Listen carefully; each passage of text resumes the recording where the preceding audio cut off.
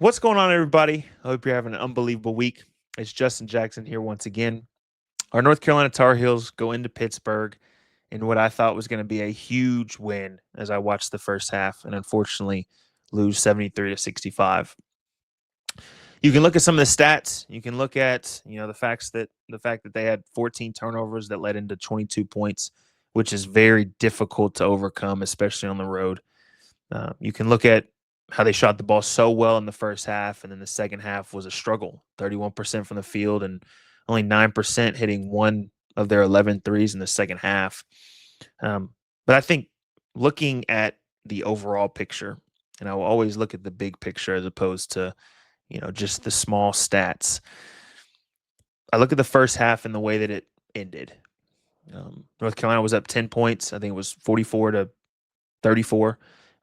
And Pittsburgh has a layup.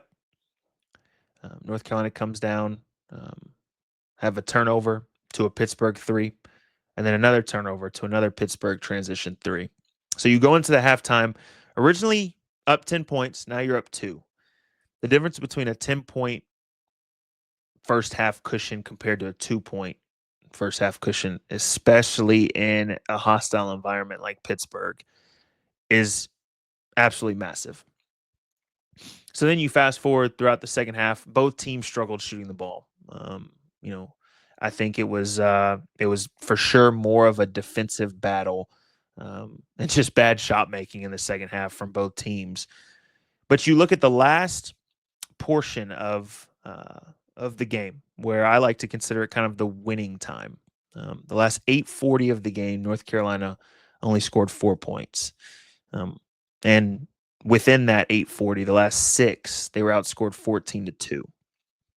And so you we've kind of talked about it all year long, of the Kansas game, the Florida game, the Stanford game, and now this Pitt game. And so looking at it, I found a stat that said six of the eight losses that UNC has had, um, the last 5 minutes, within the last 5 minutes, they were either up 1 point or they were within 1 point. Um, and so this game would have been a quad one victory on the road. Um, a game that I think would have started off this 4 game stretch that we've discussed how important it is.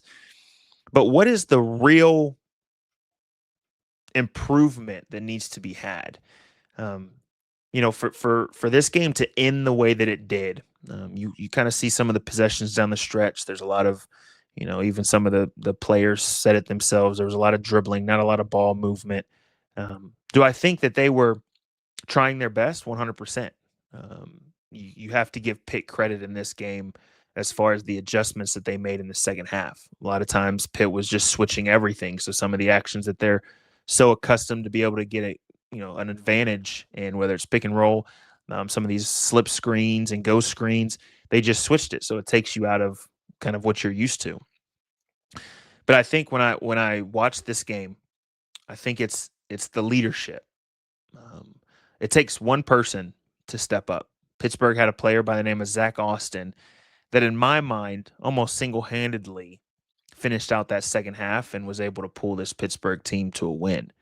He was blocking shots, hit a couple threes, had a transition dunk, but the energy and almost the attitude that he had is kind of what propelled Pittsburgh to this victory over our Tar Heels. So when I look at what are the improvements, yes, they can hit shots down the stretch. Yes, we can get better ball movement, get guys in certain positions to be able to execute and score the ball whenever they have the chance. But I think the leadership is the one thing that I am waiting for and watching as they go into this game against Duke on Saturday. Jay Williams had a comment during the broadcast that was basically talking about how the difference in the Pittsburgh team and the UNC team looked in the last 30 seconds of the game. And he had mentioned basically that, Pittsburgh was huddled up. Pittsburgh was talking about what they were going to do defensively, offensively, what they needed to do. And then North Carolina, they weren't really huddled up. They kind of looked like there was some defeat on their face. So I'm looking for that one person that will step up and say, hey, fellas, we're not going to lose this game. Hey, fellas, we have to make sure that we do X, Y, and Z.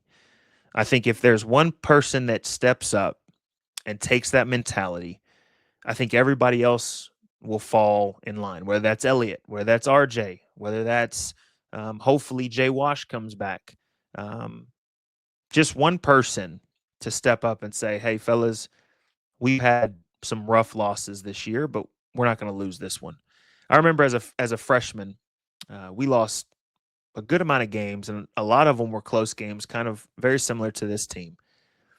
And I'll never forget that summer going into my sophomore year, we had a sign up in the weight room that basically just showed all of those close losses. The score, whether we were up or how close we were. Um, and that ate at every single one of us as players because we knew that we had left a lot on the table.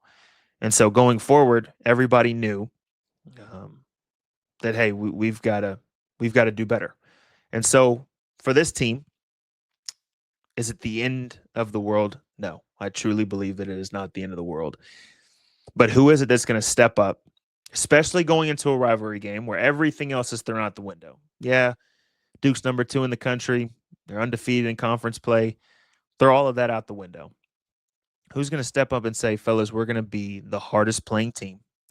We're not going to be perfect, but we're never going to show any signs of, man, it's over, or man, things aren't going well. We're going to continue to be the hardest playing team.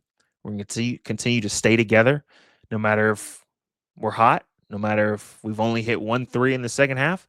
We're going to stay together, and we're going to be the hardest playing team. So that's what I'm looking forward to, and I'm very excited to see how these guys step up.